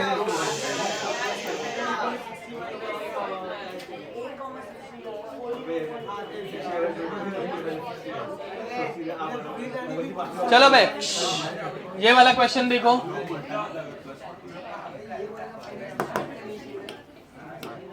question in adiabatic condition, ये पढ़ा नहीं है ना हम लोगों ने, आई होप नहीं पढ़ा है। ऑप्शन ए Q = 0, चलो ऐसे लिखते हैं, Q डेल्टा T रुकना बे and W A B C D, Q = 0, = 0, not equal to 0, equal to 0, A B D में रुक बे, not equal to 0, less than 0, less than 0, equal to 0, equal to 0, not equal to 0, equal to 0, equal to 0। पहली बात यहाँ पे eliminate करते जाना है अपने को, ठीक है? अब एलिमिनेट करते जाएंगे तो पहली बात तो C एलिमिनेट हो गया Q के लिए। डेल्टा T में, delta T will never be equal to 0 in adiabatic process, Q ही 0 रहता है। ये दोनों में अपने को भी पता नहीं है, समझा? तो A और B के लिए तुम लोगों को W देखना है, समझा? तो एडियाबेटिक में वर्क डन 0 ऐसे कंपलसरी नहीं है। कौन सा बचा? समझा एलिमिनेट कैसे करना था? बस एक एक एलिमिनेट करते जाना था, उससे आंसर आ जाता, समझा? ए देख, temperature is not equal to 0 and less than 0, both are correct. यहाँ पे टेम्परेचर कम भी हो सकता है एंड नॉट इक्वल टू 0 मतलब बढ़ भी सकता है, कुछ भी हो सकता है, समझ में आ रहा है? तो A और B में टेम्परेचर दोनों करेक्ट था, A और B में Q भी दोनों करेक्ट था, W अपने को देखना था, समझा? पक्का? ओके हाँ जी। 2024 एरिया अंडर द कर्व, ठीक है? तो वर्क डन आएगा half into base into height, सब जन ध्यान देंगे। हाफ इंटू बेस कितना है अपना 20 किलो पास्कल का है। तो देखो भाई पहली बात 1 kilo pascal is 1000 pascal and pascal can be written as newton per metre square. तो 20 into 1000 into newton per metre square चलेगा, इंटू हाइट, हाइट कितनी है 20 लीटर्स की है, 20 लीटर की है, समझ में आ रहा है? डेसी मतलब 10⁻⁻1, litre is nothing but decimetre, अगर नहीं पता होगा, ठीक है? तो डेसी मतलब 10⁻⁻1 का क्यूब क्या बनेगा 10⁻³ इंटू नहीं क्या इसका यूनिट मीटर क्यूब, -3 + 3 कट हो गया, metre cube metre square cut हो गया, न्यूटन मीटर इज जूल्स, क्या आया 20 × 20 400 का आधा, आंसर क्या आएगा 200 newton metre which is nothing but joules. At constant pressure of 1 atmosphere, at constant pressure of 1 atmosphere, 64 grams of oxygen gas is compressed from 10 liter to 5 liter followed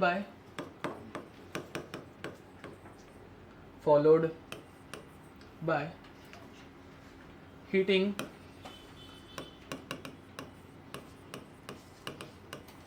during which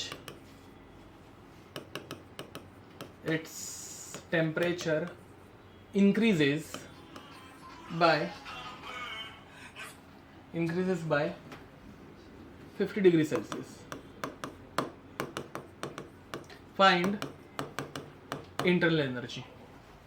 1 atmosphere पे oxygen का pressure change 5 litre to 10 litre एक किसी specific volume पे होगा, sorry किसी एक specific temperature पे होगा, उसके बिना हो ही नहीं सकता PV = NRT यूज़ करके।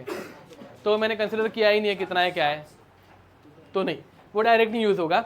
यहाँ पे तुम लोगों को Q+W करना है, डायरेक्ट यूज़ नहीं हो पाएगा। तुम जो बोल रहे हो ना, वो प्रॉपर गैस लॉज यूज़ करके अगर मैं क्वेश्चन बनाता, जो मैंने बनाया नहीं है, ना ही किसी बुक में बनाया हुआ रहता है। पहली बात W, ध्यान दो बे, W = 1 इंटू कंप्रेशन कर रहे हैं ना बे, तो 5, हाँ मतलब चलेगा, ठीक है, -5, ठीक है। तो ये हो गया 5 लीटर एटमॉस्फेयर। पहले तुम लोगों को इसको कन्वर्ट करना पड़ेगा जूल्स में, ये बनेगा 506.5 जूल्स। फिर बाद में इसको 4.2 से डिवाइड करना पड़ेगा। इसको मैं सॉल्व नहीं करते बैठूंगा, घर पे जाके देखना, तब जाके ये कैलोरीज में कन्वर्ट होगा। हम लोग कैलोरीज में आर ले रहे हैं ना बे, पहली बात। हाँ तुम लोग रॉन्ग हो, हाँ तो तुम लोग रॉन्ग, बराबर। अब इतना समझा क्या? W लीटर एटमॉस्फेयर में आया, लीटर एटमॉस्फेयर को 101.3 से मल्टीप्लाई करना पड़ता है, तो वो जूल्स में कन्वर्ट होता है, जिसे 4.2 से डिवाइड करोगे तो कैलोरीज में कन्वर्ट होगा। हाँ बराबर, लास्ट टाइम पढ़ाया नहीं था ना बे, अबे लास्ट टाइम पढ़ाया था यार। आपने दिया होता तो हम लोग को पता चल रहा है। नहीं ये एग्जाम में ये सब नहीं आएगा भाई। अभी ऊपर वाले में थोड़ी ना था, जूल्स वाले में कि 1 किलो पैस्कल इज, हाँ तो वो भी ये नहीं दिया रहेगा। यूनिट कन्वर्जन एग्जाम में नहीं देते, क्या बोलते हैं, कॉन्स्टेंट्स देते हैं, ठीक है। तुम लोग कुछ भी मांगोगे, ऐसे नहीं चलता। Next Q, NCV delta T, N की वैल्यू 2, CP ना, सॉरी हाँ CP आइसोबैरिक है ना, 7R/2, R की value 2 into delta T 50, 2 cut 100, ये हो गया 700, समझा। तो 700 कैलोरीज प्लस दिस मच, ये कैलोरीज में ही आया ना।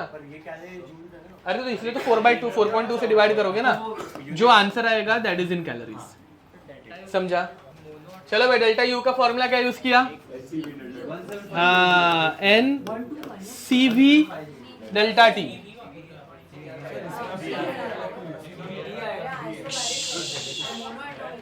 सुनो बे, अगेन हमेशा अमोघ, डेल्टा U का फॉर्मूला NCV डेल्टा T ही है।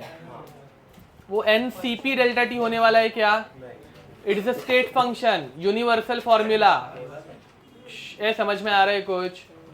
डेल्टा U का फॉर्मूले, डेल्टा U के सिर्फ 2 ही फॉर्मूलाज है, NCV डेल्टा T और दूसरा डेल्टा U = Q+W, खत्म। इसका और कोई फॉर्मूला वैलिड है क्या? नहीं, समझ में आ रहा है, ठीक है। ओके, अब यहाँ पे Q और W की बात ही नहीं हो रही है, हम लोगों को डायरेक्ट डेल्टा U निकालना है और डेल्टा T दिया हुआ है। Number of moles 2, CV for helium gas 3R/2, समझे, इनटू 300, ये कट हो गया ना बे 25, तो 75 100 जूल्स, as simple as that. Heading लिखो एंथैल्पी। चलो फटाक से, हाँ ध्यान दो, enthalpy H, enthalpy is also referred as total energy. ध्यान दो, enthalpy is also referred to as total energy. मतलब जो इंटरनली एनर्जी प्रेजेंट है वो तो है, प्लस देखो भाई किसी भी चीज़ को एक स्पेसिफिक वॉल्यूम बना के रखने के लिए कंटिन्यूसली ना भाई, एक गैस अगर मैंने बलून में भर दी और वो बलून को एकदम टाइटली बंद कर दिया, जिंदगी भर मतलब उसमें से कोई गैस बाहर निकलेगी नहीं, ऐसे मैंने उसको एकदम अच्छे से पैक किया, तो भाई वो कभी भी उस बलून का वॉल्यूम कम ज़्यादा होने वाला है क्या? तो कंटिन्यूसली वो गैस वो बलून को स्ट्रेच करके ही रहेगी। समझ में आ रहा है? मतलब उतना वॉल्यूम उसने कंटिन्यूसली मेंटेन करके रखा है at a certain pressure of 1 atmosphere. Fridge में डालूंगा प्रेशर चेंज होगा, वॉल्यूम चेंज होगा। समझ में आ रहा है मैं क्या बोल रहा हूँ? ठीक है। बट अगर 1 एटमॉस्फेयर पे इस रूम टेम्परेचर पे मैंने गैस बलून में भरी तो बलून का वॉल्यूम कभी भी चेंज होगा क्या? कंडीशन अप्लाई कि मैंने उसको एकदम मस्त में ऐसे सील पैक करके रखा है, कभी कुछ गैस बाहर निकल ही नहीं रही है। समझ में आ रहा है? तो वो उतना वॉल्यूम कंटिन्यूसली मेंटेन रखने के लिए, उस बलून को उतना स्ट्रेच करके रखने के लिए भी कुछ तो एनर्जी यूज हो रही है ना भाई।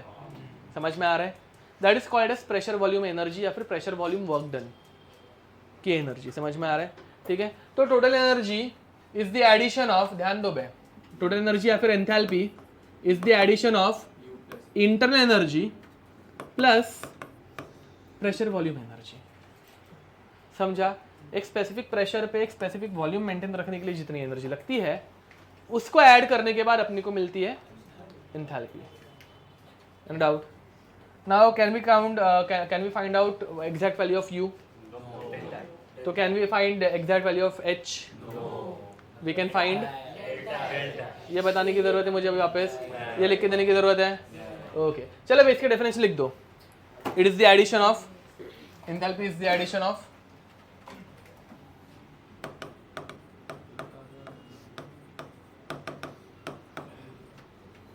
enthalpy is defined as, okay, is defined as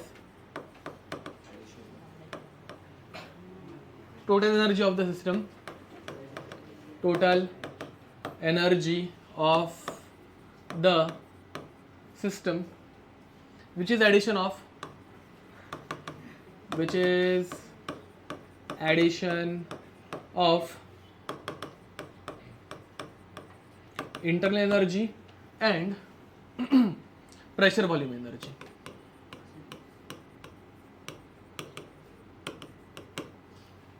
ये समझ पा रहे हो? तुम लोगों ने किसी गैस को कंप्रेस करके रख दिया तो एक पॉइंट के बाद, एक स्पेसिफिक प्रेशर के बाद वो रुक जाती है ना बे, मतलब वो अभी कंटिन्यूसली उतने हाई प्रेशर पे भी, मतलब उसको मैंने कंप्रेस किया कुछ प्रेशर लगा के, तो उस हाई प्रेशर पे भी उतना वॉल्यूम तो कंटिन्यूसली मेंटेन रखेगी।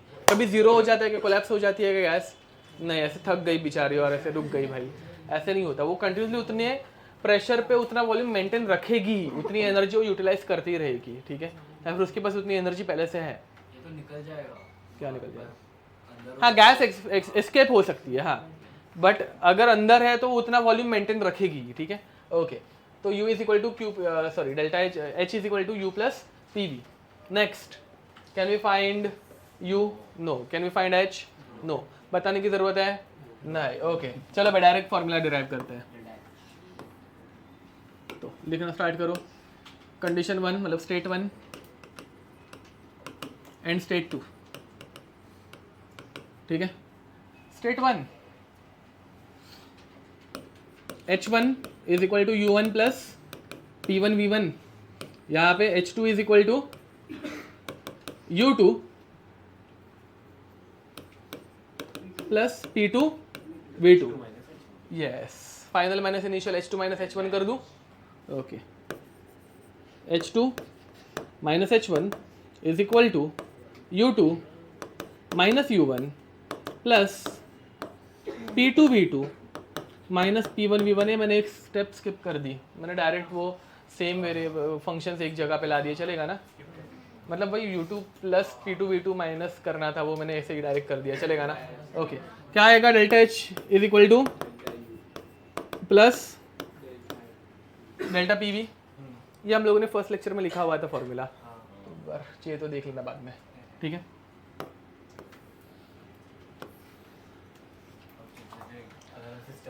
Yes. Delta H under different processes. Delta H under different processes. चलो भाई जल्दी जल्दी हो जाएगा, नहीं हो रहा होगा तो आधे में ख़त्म करके भाग जाएंगे। ठीक है। ऐसे कुछ नहीं, अपने को घाई नहीं है। रुक बे। लेट्स स्टार्ट विद आइसोबैरिक, क्योंकि आइसोबैरिक में अपने को डेल्टा एच का दूसरा फॉर्मूला पता चलेगा। तो कांस्टेंट प्रेशर, ठीक है, ओके। अब कांस्टेंट प्रेशर रहेगा, ध्यान देंगे पे, यस। तो delta H is equal to delta U, direct बाहर निकलूंगा, चलेगा तुम लोगों को पता है ना ये। तो पी डेल्टा वी, समझ में आ रहा है। और केमिस्ट्री लैब में सबसे ज़्यादा कांस्टेंट प्रेशर की रिएक्शंस होती है। कांस्टेंट प्रेशर मतलब ओपन कंटेनर, पता है ना बे। आज ही सुबह में मैंने 2 एग्जांपल्स लिए थे, एक ओपन कंटेनर का और एक क्लोज कंटेनर का। जब हीट कर रहे हैं तो गैस बाहर निकल गई तो प्रेशर क्या रहेगा, 1 एटमॉस्फेयर रहेगा। बट अगर प्रेशर मतलब लिड लगा दी तो प्रेशर बढ़ता था, समझ में आ रहा है। तो कांस्टेंट प्रेशर मतलब ओपन कंटेनर। और ज़्यादा करके हम लोग किस में करते हैं, ओपन कंटेनर में रिएक्शन करते हैं, नहीं ओपन में ही करते हैं। साला अगर कांच के बर्तन में प्रेशर जनरेट होगा फट जाएंगे ना बे, इसलिए, ठीक है। तो ज़्यादा करके यही फॉर्मूला यूज होता है, ठीक है। मोस्ट इंपॉर्टेंट इधर क्यों है, मोस्ट इंपॉर्टेंट स्टार मार्क करेंगे, चलो हाँ, ठीक है। अब next W is equal to minus P delta V, direct लिख दूंगा, चलेगा, वापस डेरिवेशन करने की जरूरत नहीं है। Q इज इक्वल टू, हाँ वेरी नाइस। तो over here Q can be called as QP which is NCP delta D followed, okay, and delta U is equal to Q plus W. Q can be called as QP, okay. Delta U is equal to QP minus P delta V, ये दिख रहा है क्या ऊपर। तो QP is equal to delta U plus P delta V दिख रहा है, तो QP इक्वल डेल्टा है। Very nice. ये देखो बे, equation number 2 and equation number 1 दिख रहा है।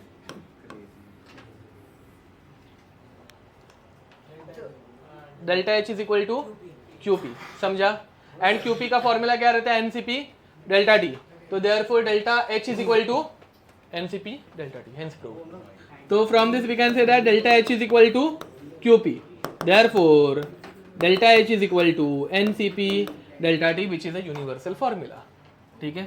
Okay. हाँ हाँ स्टेट फंक्शन है। Yes, delta H is equal to 0. ये आइसोथर्मल अभी वापस लिखने की जरूरत नहीं है ना। Delta T is equal to 0. Delta H is equal to NCP delta T. Therefore, delta H is equal to 0. खत्म। ठीक है? Delta U is also equal to 0, Q is equal to minus W। वापस लिखू पूरा कि चलेगा, चलेगा ना, ओके।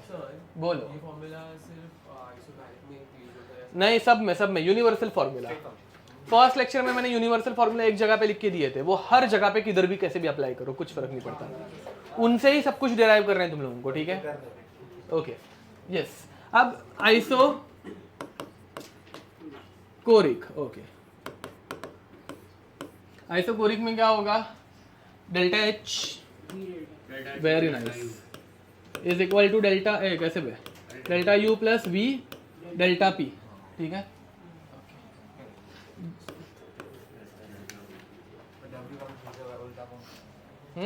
नहीं और कुछ नहीं कर रहे हैं, बस हो गया। हाँ, बाकी सब मतलब आइसोकोरिक में 0, W is equal to 0, delta U is equal to Q, तो वहाँ पे QV लिख सकते हो ज़्यादा से ज़्यादा, but delta U is QV अपने को पहले से ही पता है, सेम ही डिराइव होगा ना, ठीक है, ओके। एडियाबेटिक कुछ नहीं साला, वही फॉर्मूला।